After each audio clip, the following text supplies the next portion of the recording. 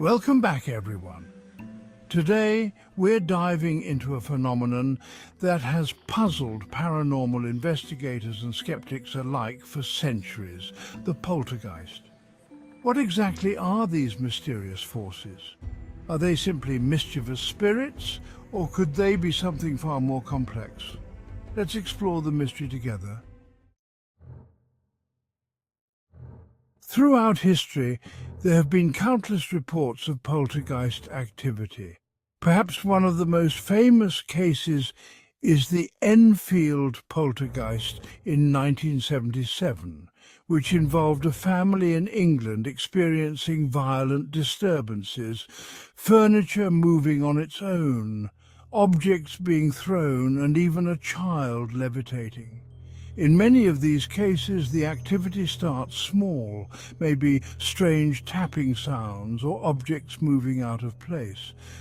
But it can quickly escalate to violent actions, windows shattering, furniture being overturned, and even direct attacks on people. The question is, why? What could be causing this? Some believe that poltergeists are simply another type of ghost, spirits with enough power to interact with the physical world, but not everyone is convinced. Let's look at some other theories. One popular theory suggests that poltergeist activity isn't caused by ghosts at all, but by psychokinetic energy. In other words, the energy could be coming from the living, not the dead.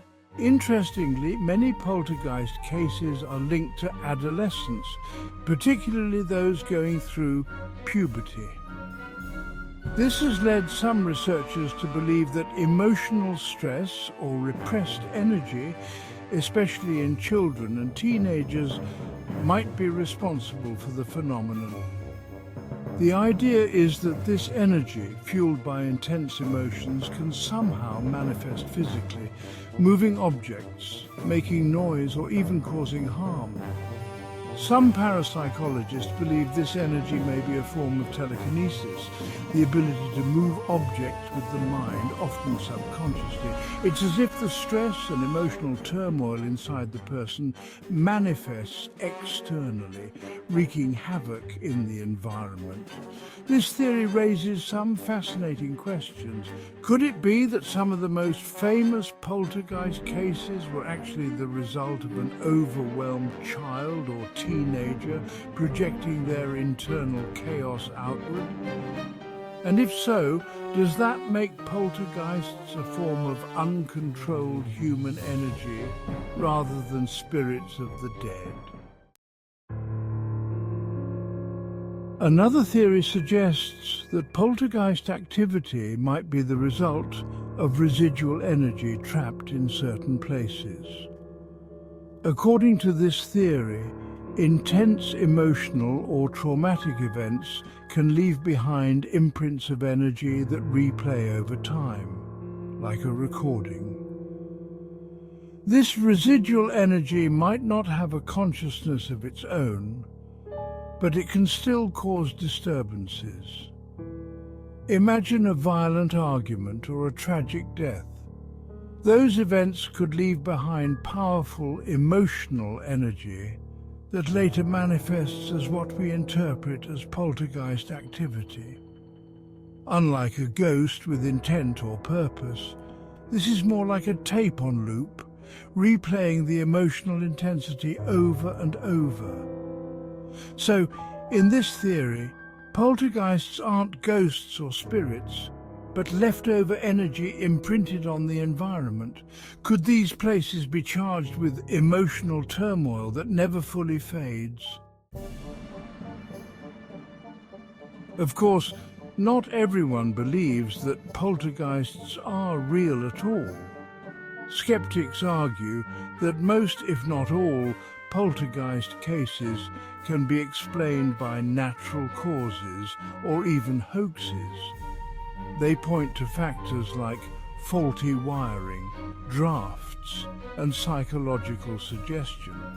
From a spiritual or occult perspective, Poltergeists may be seen as not necessarily human ghosts, but other types of spirits, demons, or entities drawn to negative energy. Some cultures believe that poltergeists are spirits summoned or attracted by negative energy, feeding off of fear or distress. These entities may not be connected to a specific person or place, but rather to emotional turmoil. In this view, they're drawn to conflict, trauma, or distress, and amplify that energy, causing chaos. Could these entities be feeding off of our emotions, amplifying their impact and growing stronger the more fear or stress they cause? It's a chilling thought, but one that aligns with the experiences of many people who claim to have encountered poltergeists. So, are poltergeists really ghosts? Are they the result of human emotions, repressed psychic energy, or simply environmental factors we don't yet fully understand? Or could they be something more sinister, unseen forces that thrive on chaos and fear?